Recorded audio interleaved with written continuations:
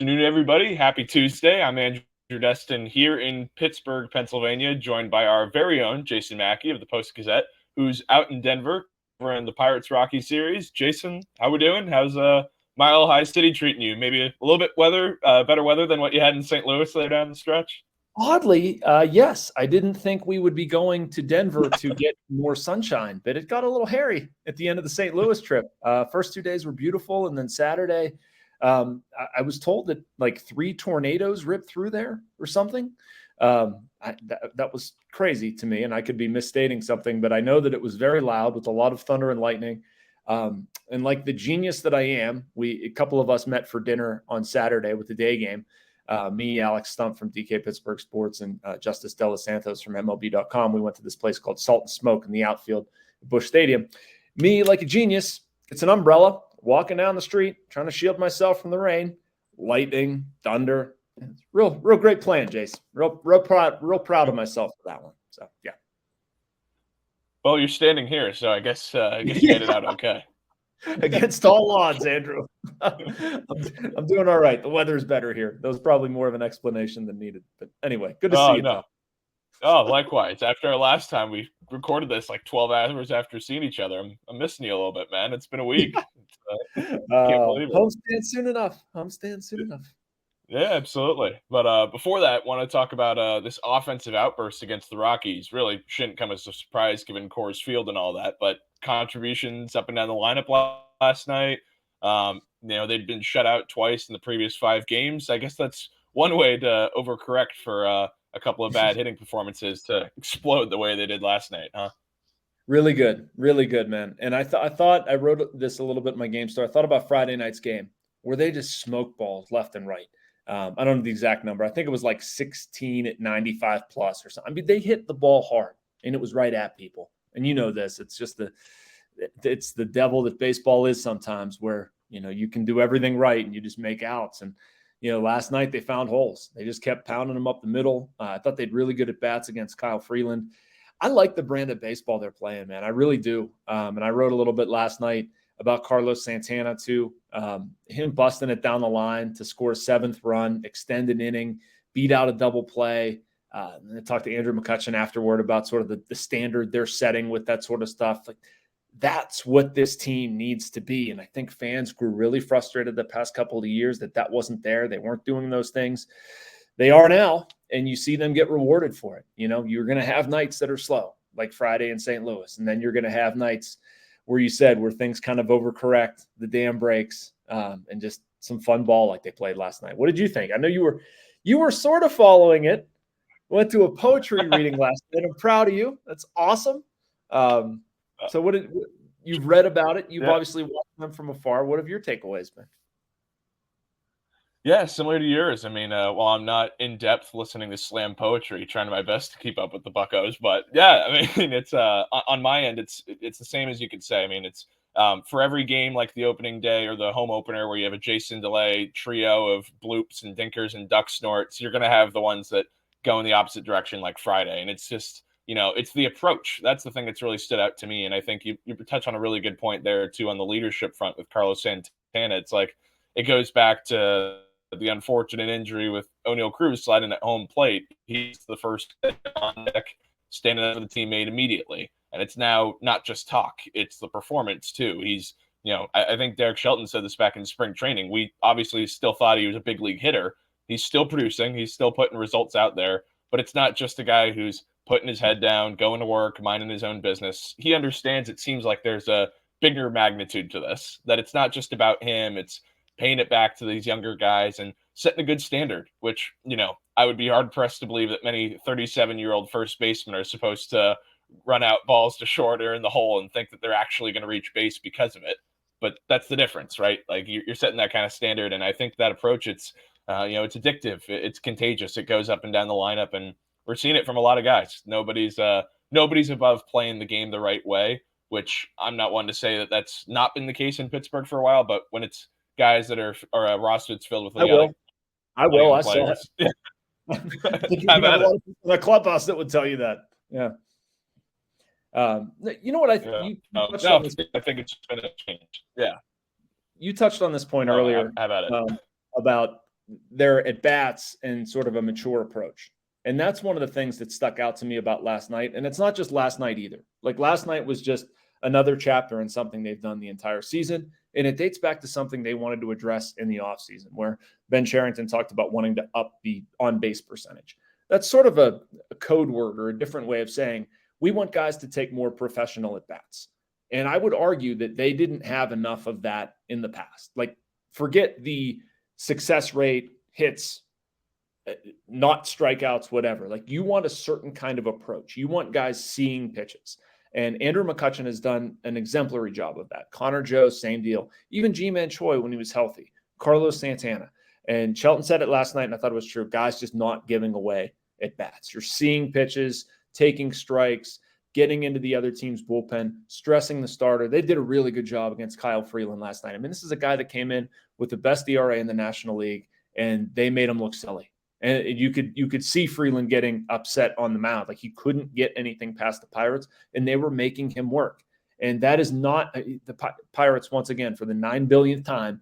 They're not going to out-homer anybody. They're not stacked with these, big boppers. We all know that, but it doesn't take a ton of talent to just be a tough out. And they've done that.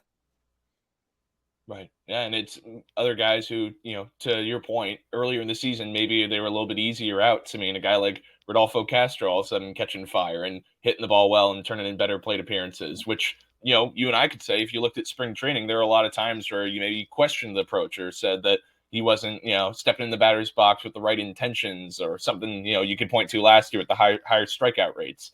Seems like he's kind of stepped into a groove and kind of maybe developing more and more into a big league hitter, it feels like. Yeah, I've thought about Castro a lot the past couple of days, Andrew. And I thought about a way that I wanted to articulate this too. I wonder if O'Neill being out isn't actually a good thing for him. I mean, don't get me wrong. Like, I'm trying to tread carefully and saying nobody wants O'Neill Cruz out ever. But there's very much like a buddy-buddy thing with O'Neill Cruz and Rodolfo Castro. And that's great. And I think one day that's going to pay dividends. But having to sort of focus on something else and act a certain way around other people and maybe even be a bit of a leader in the middle infield where, like, Cruz might have been that guy before. Well, now, okay, Cruz is gone. And then the most tenured or the most expected person up the middle right now is Rodolfo Castro with the rotating cast of characters to his left. If you're looking at Marcano, Bay, Mark Mathias, like, they're really counting on Castro for a lot. And again, the circumstances are extremely unfortunate with his best friend going down. And, we all know how much the Pirates could use and want O'Neill Cruz, but I've really, really, really been impressed by how much Rodolfo Castro has stepped up in his absence.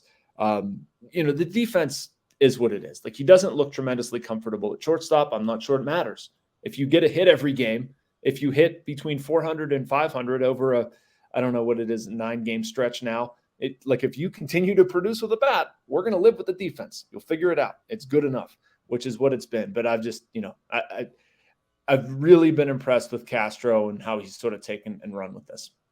Yeah. What about you? Feels like, I think absolutely. It's kind of in tune with the next man up mentality that's kind of been taken by the team. And, it's everyone wants to point to O'Neill Cruz, right, and say that, and obviously so. I mean, the most impactful loss they've had so far. But you look up and down, it's not like this is, I guess the old baseball adage is that, the team that makes it to the end is the one that's the healthiest, right? Like, a lot of it is, you stack a good roster, but you also need to get lucky.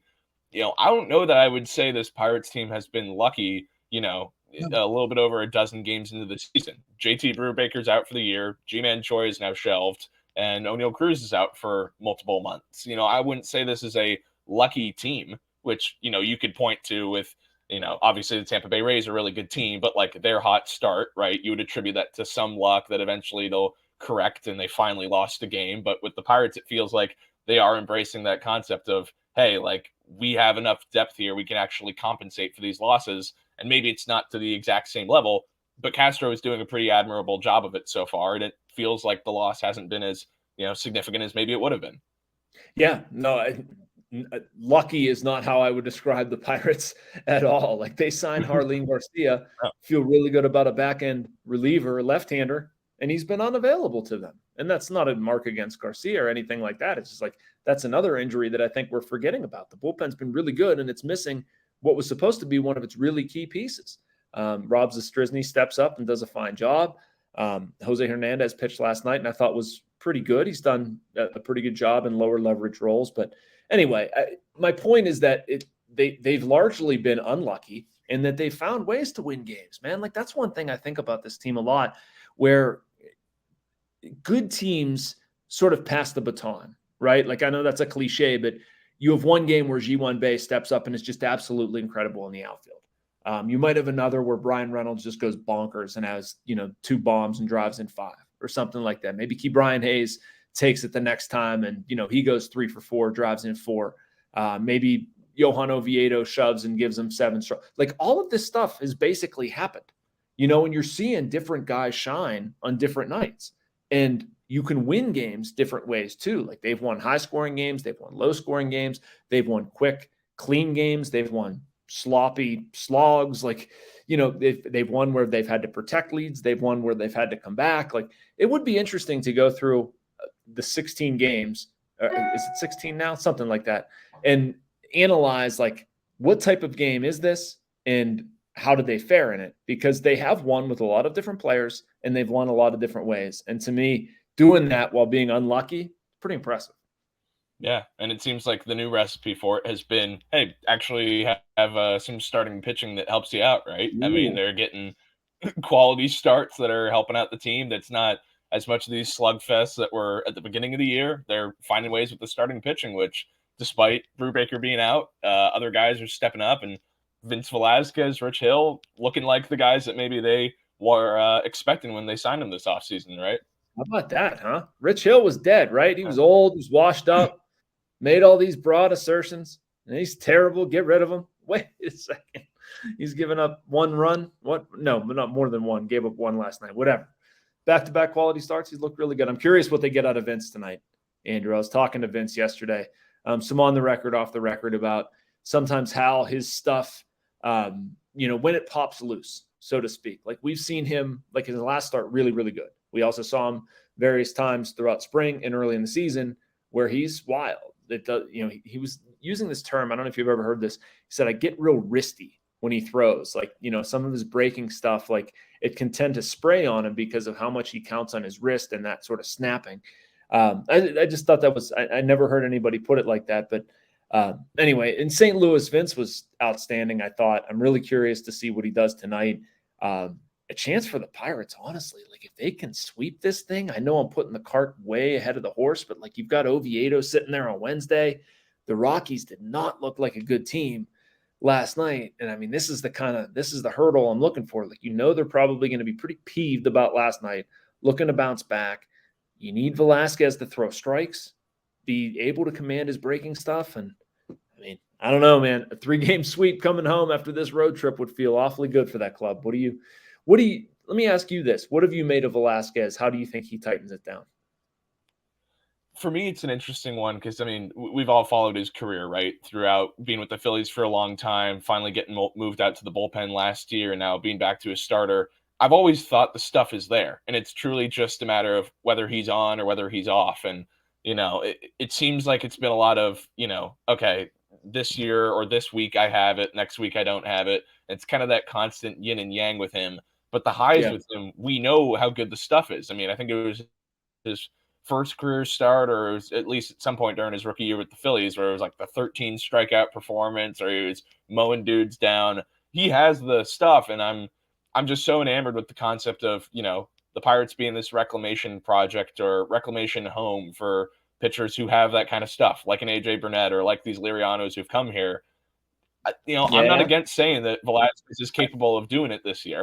I don't know what that final stat line looks like, but I think the stuff's there. And if he can keep playing well or pitching well in a good pitcher-friendly ballpark, I don't know. I like him. I like his stuff, and I think this could be him turning the corner in a good way. Dude, it's not optional for me. Like, the Pirates have to be a home of reclamation projects. They really do. Like, we saw their last brush with success. They found value in a lot of different ways that other teams didn't find. And then 16, 17, 18, 19, they didn't. They swung and missed and, poorly performed in a lot of areas. But if you're telling me this group is going to start finding value in its own players and then other teams' players as well, I mean, think about that recipe, dude. Like, they figured out Mitch Keller. This guy has become a bona fide ace. He's been outstanding. They make a trade with the Cardinals. Oviedo has been outstanding. Like right now, I mean, I was sad to see Jose Quintana and Chris Stratton go. They were good dudes, but that was the right move to make. And you got something back. You still got a wild card in Malcolm Nunez, but Johan Oviedo looks like a legit, front of the rotation arm. And then you're going to take guys like Velasquez, bring them in, rehab them, turn them into something. I'll take that. They make a trade for Colin Holderman. How good has he been? 8 scoreless, something like that? I don't know if it's up to 9, but I mean, a legit 8th inning bridge to David Bednar. He's been outstanding. People get mad about them dumpster diving, and I certainly understand why. They've had too many that just didn't pan out. But if they can become, somebody that helps other teams' players improve in Pittsburgh, I mean, I can't even articulate how much that's going to happen. I mean, or going to help. We saw it the first time around. Like it's huge for them. Right. No, I mean, Colin Holderman, you touched on him right there. I mean, that's one to me where it's like, I don't even view that as like dumpster diving, right? Because that's just an example of looking at an organization like those are different lanes in my totally, right? It's just an example of going after teams that at that point last year where you're saying, okay, they're in compete now mode. They're going to oversell for a piece in Vogelbach, who, yeah, I mean, he provided value, but the Mets did that with trading for Darren Ruff last year. The Cardinals did it last year with the Quintana trade. It's like they're going after these pieces that help them in the short term. And we'd think baseball logic over the last 2 decades has shown that, yeah, maybe be a little bit smarter about that. Don't trade Zach Wheeler for Carlos Beltran. Like, be a little bit more cognizant of that. And Holderman, I really would love to know what the Mets didn't see in him or thought that was equal value to Dan Vogelbach. No offense to Vogelbach, but his stuff is, I mean, as good as anybody I've seen coming out of the pen live. Yeah, no, I completely agree with you. And he's gotten better. He's gotten better since the Pirates got him. The only thing I can think of, and I just think the Mets probably needed somebody with on base, could DH, could add a little bit of a pop to their lineup, which Vogelbach certainly can. But I mean, Holderman was hurt last year. He had admitted to it that he was like, at a shoulder thing and he was trying to pitch through it. And I'm guessing they looked at that and thought that, although how do you not know if your own guy's hurt? That doesn't make any sense. But, maybe they looked at that and thought this guy is incomplete. I don't know, but whatever. We've seen the Pirates make a bunch of dumb trades and misevaluate their own guys. I'm sure other teams are capable of doing the same thing. So I'm glad Colin Holderman's here. He's a really good guy to talk to. Dominant reliever, fun, story repertoire. I enjoy watching him pitch. So yeah, he's one of those pieces. And you wrote this in spring, Andrew, and we talked to Oscar Marine in St. Louis, and this was a topic of conversation about building the bullpen and how good that group has been. I mentioned the 13, 14, 15 teams, and I thought that was something they did really well too. Like they got spare parts, put them together, and you mixed and matched a bullpen that was effective. This group has done that too. They really have. And they've done it, ironically, for as many like advanced ways of thinking that they have with analytics and whatever, and seeing the game in a new way, which they do. They've fallen into like a traditional bullpen pattern. I kind of love it. Like you got Bednar in the 9th, Holderman in the 8th, probably Dwayne in the 7th. And that sets up great. It's an awesome succession plan. And then you allow other guys to pitch in the middle innings. But anyway, the bullpen, I think, has been one of the talked about, underappreciated storylines this season and has really helped them. I mean, I was joking with somebody last night. I'm like, man, baseball's easy when you get 6 innings out of your starter and you've got a lockdown bullpen. Like, they should do this every night. This is great. But that's kind of what we've seen. If you're getting great starting pitching and your bullpen's effective, like you need to scratch out a few runs, but you certainly don't need to score 8 every night. Yeah, and not to mention this, another point on that is I think it's underappreciated too is how important the long men have been, like a Will Crow. Yep. I mean, Chase DeYoung, maybe his season hasn't started off the way he'd like, but, we always talk about baseball and a cumulative effect, right? 162 games, the longevity of it. It can all have a snowball effect if, okay, you put your long man in there and he can't last more than 2 innings, and all of a sudden you're burning relievers that you don't want to be using in that game that's already a foregone conclusion loss. It's like when they've had to turn to those guys, they give them 3 innings. They're giving them 3 1/3, 3 2/3, and they're weathering the storm and making it so it's only a 3-pitcher night or a 4-pitcher night, even in a bad loss. That sets you up so much better for success the next game. And it feels like it's, maybe the stats aren't perfect for the long guys. They're not supposed to be when you're losing a game 8-0 or something like that, but it's certainly helped the cause and made it easier, like you said, when you're set up perfectly after a quality start to go 7, 8, 9 kind of in succession like that. I knew that, Andrew. I knew that before covering the Pirates, but I've learned to have a greater appreciation for it. Thinking about things in terms of like series or months or, even a season. And like last night was a perfect example, right? Lopsided game, and Jose Hernandez and Will Crow, they do a great job covering the final 3 innings. But, there are other smaller examples where it's not a close game. But if you can get a long man to cover those innings, it allows you to compete the next day. Right now, I mean, just to use the example, they score a lot of runs. Rich Hill goes deep. You only need to use Hernandez and Crow. Okay, maybe Hernandez and Crow are down today, but everybody else is fresh.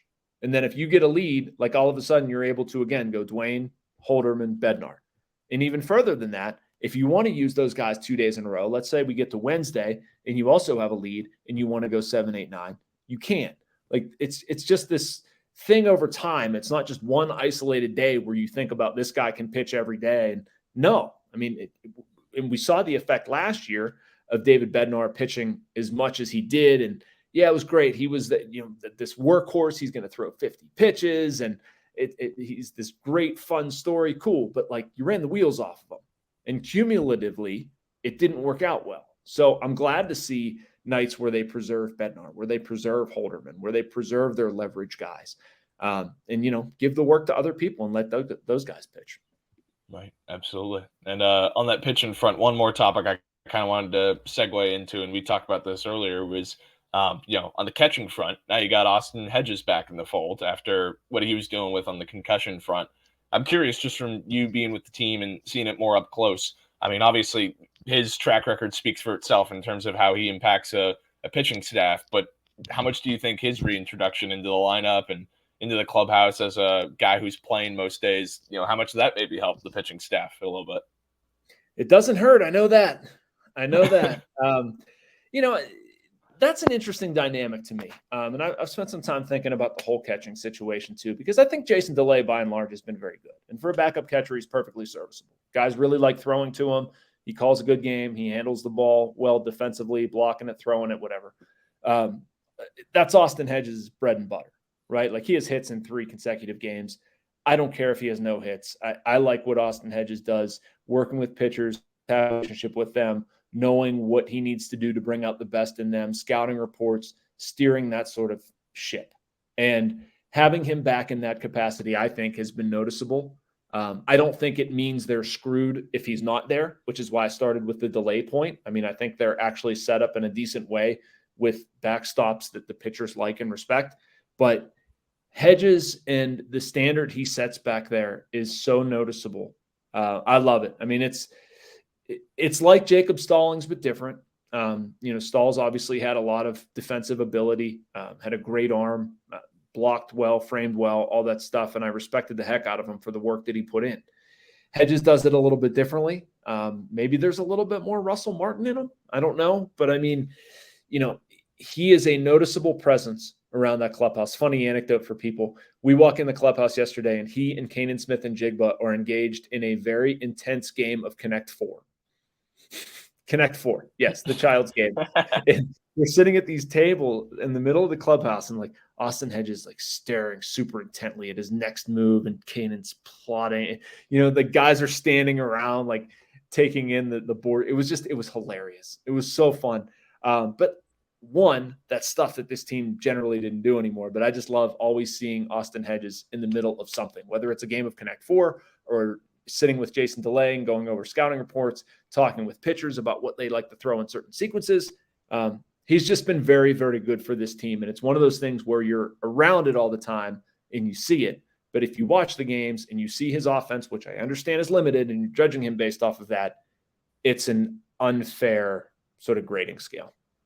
Right. And he just provides so much to the game in so many different ways. And it's, if you look at him hitting wise, there was a reason he was such a highly coveted prospect coming up with the Padres. There's stuff in the bat. It's, maybe waning a little bit here later in the career, but had an 18 homer season once. Who's to say can't do that again? Might be wishful thinking on my part after the last couple of years in Cleveland, but I don't know. I just, from my standpoint, it feels like he impacted so much. Yeah, if you're saying Austin Hedges is going to hit 18 home runs, Andrew, I think we're going to have a talk. But if he can be serviceable, he's your 9 hitter. Just give me 230. That's all I want. 650 OPS or something. Just, every once in a while come up with something. And he's done that. It's fine. But I want the defense. Yeah, and he's certainly providing that, and good for the Pirates' sake to have him back in the lineup there. But Jason, I think that's all we got time for on this front. Anything else on the Pirates front you'd like to share before we call it a day here? I want you to talk about your Mason Martin story. I think he's an important prospect and somebody that Pirates fans know. I'd like you to sort of summarize what you wrote about and what you think about him. Love the Uno reverse card there. Yeah, Mason Martin, great to chat with him out in Altoona. Such a cool story, and I didn't even get to touch on everything with him based on his background and how into fitness he is. His dad being a professional bodybuilder. I mean, this is a guy who cares immensely about what he puts into his body, the work ethic, just the consummate professional. But in terms of what he's doing with his swing, I thought it was fascinating talking with him about launch angle. I mean, because this is something that with power hitters, it was something that really, took over the game probably about a decade ago is when that really took off, no pun intended. But talking with him about it, it was, it's just it's so neat to talk to a guy that maybe from the outside you think, okay, he's a power hitter. He's just trying to, be in good shape and swing for the fences. But there's an extremely calculated approach, both from him, from the manager down there in Altoona, Calix Crab. They're putting an approach into place and it's working so far. The average numbers, Mason will be the first to admit that he's not going to be a guy who's going to hit 300, and they don't want him to. It doesn't seem like that's what the Pirates organization wants from him. They want him to be a dude. Whoa. Organization? I've been spending too much time around hockey, my friend. I need to switch up my lingo there. I can't believe I let that one slide in. That's okay. Continue. Sorry. No, you're great. Man, that just shows this job. It gets to you. But yeah, it's just it's neat to see what the approach is, what they want from him. It's you're swinging for the fences, but it's with an actual approach there and taking more pitches this year. It's obviously still early, but the on base percentage has skyrocketed when you're walking and striking out at the same rate. I'd argue that's pretty good. And man, when he connects with one, I saw it during one of the swim games. It's like he can hit the baseball. That's pretty noticeable. So fun to write about him. Always nice to get out there to Altoona, and here's a fun story. Good. Yeah, he's a big boy. I like Mason a lot. He's a good kid. He works hard.